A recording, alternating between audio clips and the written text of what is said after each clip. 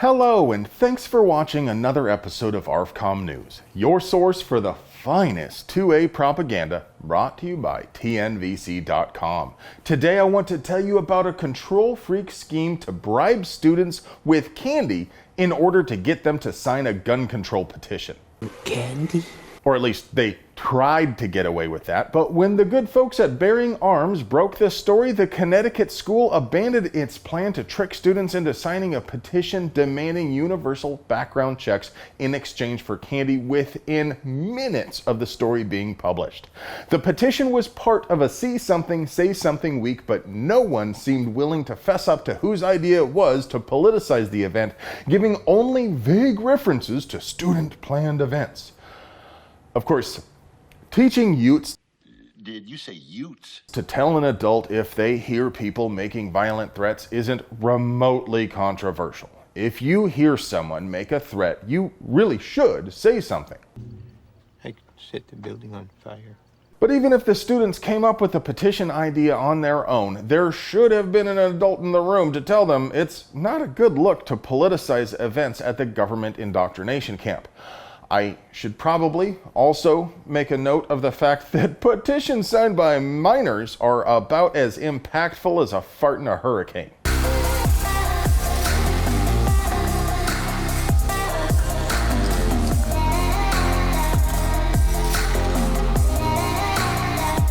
So you know how authoritarian politicians are always trying to ban so-called ghost guns because they can't be traced? Now, you enlightened folks know that's a massive, steaming pile of bovine fecal matter anyway, because crime guns tend to be stolen, and because it's possible to obliterate a serial number entirely, such to the point that a crime lab can't even recover it. And for a dozen other reasons we just don't have time for. That's not important right now. The important thing is the supposed reason to ban spooky boys is they can't be traced, except it turns out cops don't actually trace crime guns much anyway. A report ironically published by Bloomberg's propaganda wing, The Trace, reveals that more than 150 police agencies in California failed to submit most of the guns they recovered from crimes. 20 agencies traced no crime guns whatsoever, and if you're thinking, well, those are probably just small departments that might not have recovered any guns from crimes, it might surprise you to find out the Fresno Sheriff's Office recovered about 3,000 guns as evidence, but logged, that's right, 0 of them for tracing. And if you're thinking, well, those guns are only entered as evidence because they were recovered incident to some other crime, such as being possessed by a prohibited person or in connection with narcotics, so there isn't much point to tracing. I'd say, well, I suppose that's reasonable, except for a few problems. The first is I believe police have a duty to make a good faith attempt to return stolen property. The second is these police are literally breaking the law. Back in 2001, the Calistani Parliament passed a law requiring police to log all evidence guns for tracing, but they didn't include any sort of consequences in the law. So, why are they not entering these guns to be traced? It's hard to say, and like anything else, I'm sure a mixture of factors are involved. In some cases, it may be that cops are just too overworked, or maybe they might be improperly trained. The Merced County Sheriff's Office was surprised to find that only 1 out of over 1,000 guns had been logged for tracing. It's possible some officers just don't know what the correct procedure is. Maybe there are other reasons these guns didn't get logged correctly. What do you think? Well, you gotta have an opinion.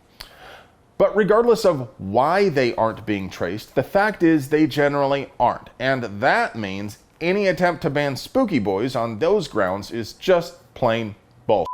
Next up, I want to give a quick shout out to Alabama and Ohio for becoming the 22nd and 23rd states respectively to pass a permitless carry law.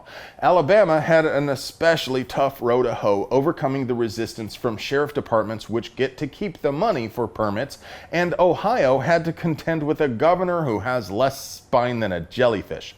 Thankfully, they both pulled through. Welcome to the Freedom Club, folks.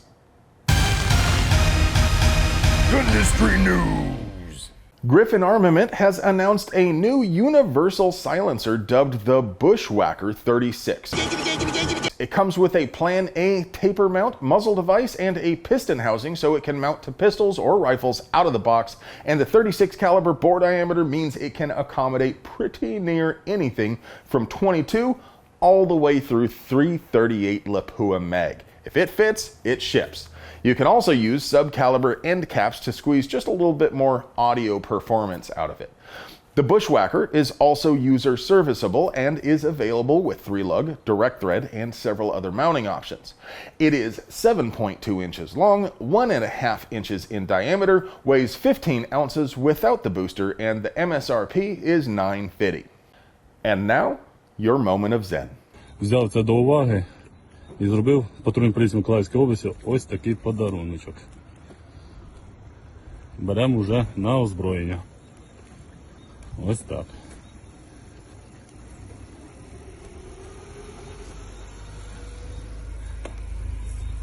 І відповідно таким дуже яскравим месенджером для всіх. Hey friend, do you like pews and pew-related things? Do you want to help us keep delivering you pure, uncut American pew propaganda at the low, low price of free $99? We literally couldn't make this show if it weren't for the generous support of TNVC.com, purveyors of the finest non-GMO 99% cruelty-free night vision devices handcrafted from fine Corinthian leather in the old world style.